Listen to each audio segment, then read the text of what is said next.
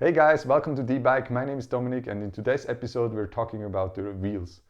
First, I will talk you through the ordering process of the Chinese manufactured wheels. Then we'll take the package and unbox the wheels. I will talk you through the special features and the different components of the wheels. And if you stay tuned until the end of the video, we will take the wheels to the lab and test the lateral stiffness of the wheels and compare it to my previous TT Swiss aluminum wheels.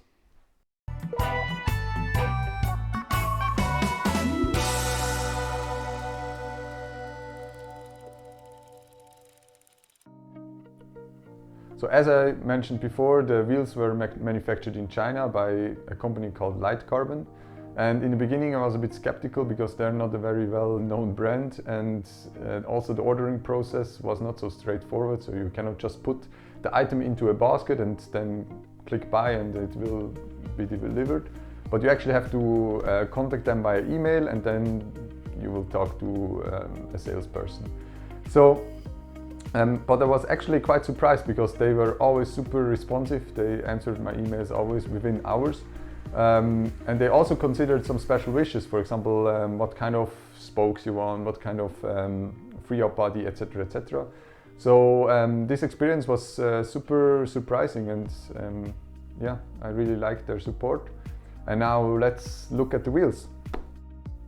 So this is now the packaging I received from Lightcarbon via post. So my first impression is already quite good. So there is no rattling inside, which is always a good sign. So nothing is bouncing around in the package. The only minor thing is that there is a small defect here on the packaging. Let's hope that nothing inside is damaged. So let's start unpacking the package.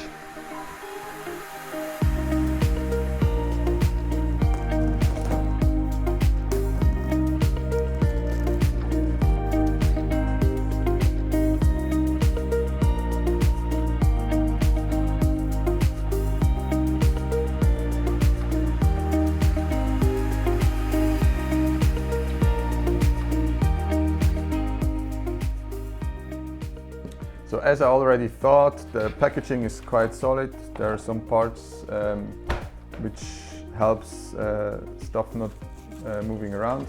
There are my bottle cages, which I also ordered, some carbon bottle cages, 2 pieces. But now to the wheels. So they're separately packed into this foam material.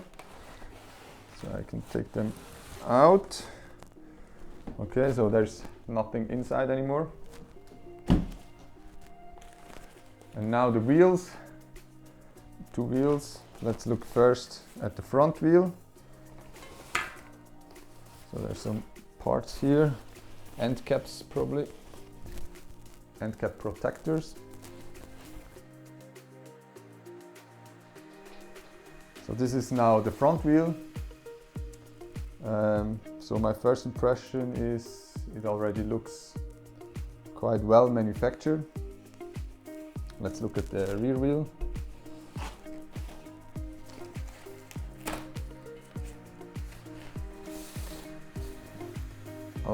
Also the rear hub is also protected by a separate foam part and also some plastic parts covering the wheel. This one as well. Also looks super nice. I don't see any scratches on the rim, also no defects. The spoke holes look also really nice. So my first impression of the wheels is super positive. I mean, I paid $875 for the wheel set, and well, I honestly didn't expect them to be super fancy, or maybe that they have some issues. Because when you compare it to wheel sets from well-known brands, they're much less expensive than those. So, but honestly, they really look nice and they're super lightweight. I cannot really believe it because, yeah, it feels like nothing. Lightcarbon claims that the wheel set, so both wheels, weigh in at 1293 grams, I guess. And I'm sure you all guys want to know how light they really are. So that's why I brought my scale to measure first the front wheel. Let's zero the scale, and so the front wheel comes in at 598 grams, just below 600 grams for the front wheel. And the rear wheel weighs 697 grams, so that's in total 1295, I guess. So, I mean, that's in the error range of the scale. So, yeah, they delivered what they promised, and yeah, they really look great. So I like them. Hopefully they don't break when I use them the first time, but otherwise, super happy with them. All right, let's look at the rims now. So these are 29-inch wheels with 28 spokes in the front and in the rear. They have a 33mm outer and a 26mm inner width. And to me, they look seamlessly manufactured. I don't see anything to criticize, so no scratches or dents whatsoever. Also, the spokes holes look quite well manufactured. So these rims actually incorporate several special features. The main feature is their asymmetric shape. So normally the spokes attach in the center of the rim, but not with these wheel sets. They have an offset where they attach to the rim, so they're more to the non-drive side, and this actually helps balancing out the tension forces of the different spokes. So as you probably know, because on the drive side there is a cassette, the bracing angle of the spokes is much steeper on the drive side than on the non-drive side, which requires much more tension force on the non-drive side spokes. So to counteract that, there exists the asymmetric rims, which offset the attachment point of the spokes more towards the non-drive side, which in this case is 3mm. So the attachment point is moved 3mm towards the non-drive side, which actually helps out balancing these forces because the bracing angle is now larger compared to a symmetric rim. And yeah, especially for the rear wheel, this is quite important feature. Also for the front wheel though, because on the front wheel you have the disc rotor on the non-drive side.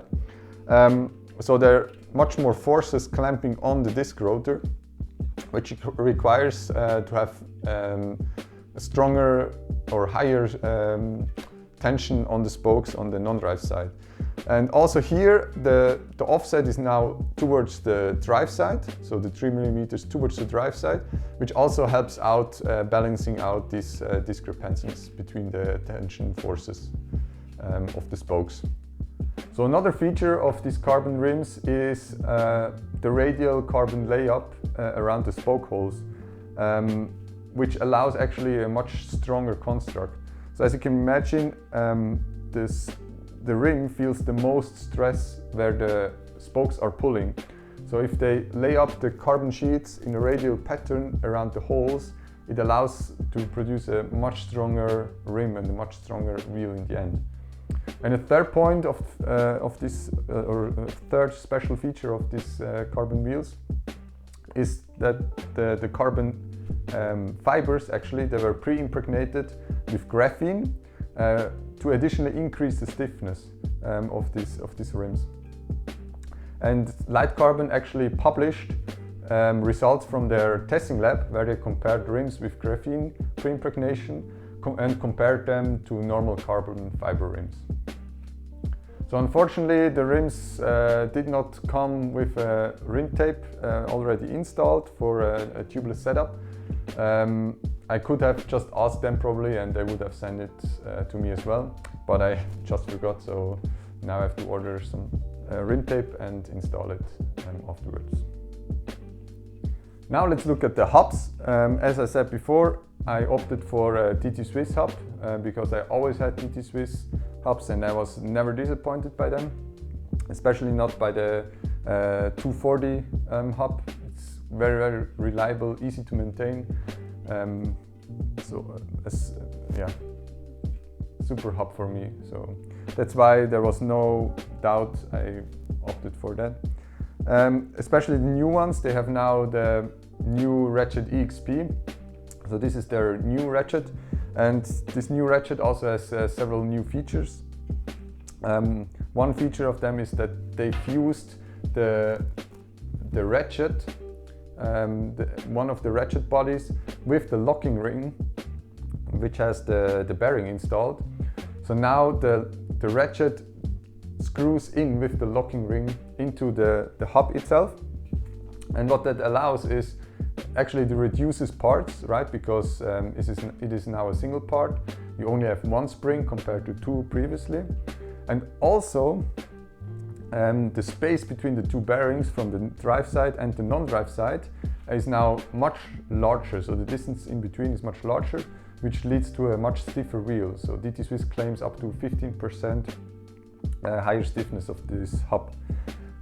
It also reduces weight, obviously. When you reduce parts, you reduce weight as well. And then because you only have one spring pushing the outside ratchet into the inside ratchet and not two like previously, the engagement should be much quicker than the previous version of the DT Swiss hub. So overall, quite an improvement. Probably the maintenance is a bit worse because previously you could just open it. So you just take away the end cap like this, and then the free-up body just slides off. And now you have access to the internals, to the two ratchets, but you can only remove the outside ratchet. The inside is locked with the bearing inside. So you have to press out in the end the bearing if you want to, for example, opt for a 55 tooth ratchet.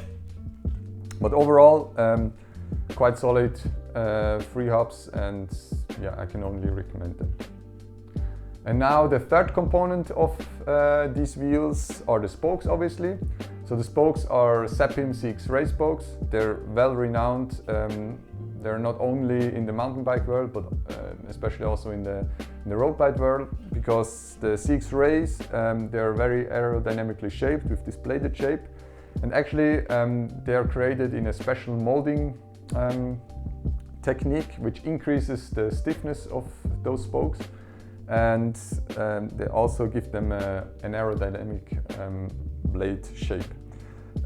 These spokes are well known for their durability. I guess they're one of the most durable spokes in the market. So they're just a no-brainer. I really like them, and they're also super light because of their special shape, because they're not round, so less material means less weight, and also very stiff. Alright, now let's head to the lab and test the lateral stiffness of these wheels and compare it to my previous DT Swiss aluminium wheels. So we are now in the tool shop of our lab and we test the stiffness of the wheels. So first we start with the aluminium DT Swiss wheels. These are the X1700 cross-country wheel sets. They have a 25mm inner width compared to the 26mm of our Lightcarbon wheels. We start first with the rear wheel. Obviously there is already the cassette installed and also the disc rotor, but that shouldn't really influence the stiffness of our wheels. So I built this very sophisticated test setup.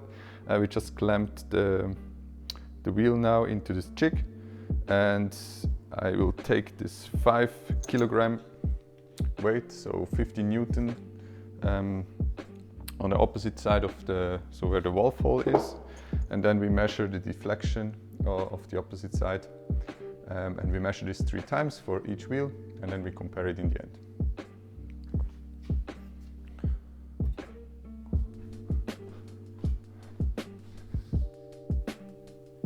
So I'm zeroing now the displacement gauge. The displacement gauge displays the distance traveled in millimeters, shown by the number in the center or with 1 full revolution of the needle. I will hang now the weight on the opposite side of the displacement gauge, and the lateral deflection of the rim will be visible.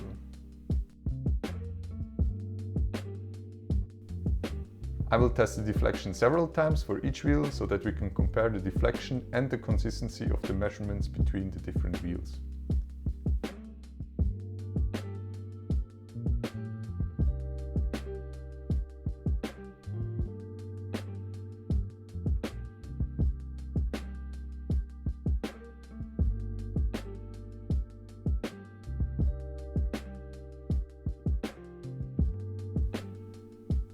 Obviously, this test setup has quite some limitations. The clamping force is not standardized. I just tightened them by feeling, so they could vary. The rear wheels are quite different from each other. The DT Swiss wheel does not have the boost standard and has a quick release instead of through axle. So the clamping area is much smaller under a similar load, so the clamping pressure is much higher. As there is only a 10-speed cassette mounted, the freehub body is smaller, which improves the bracing angle of the drive side as you need to fit less cogs on the freehub body. The comparison of the front wheels might be much more accurate as both have the boost standard and true axles.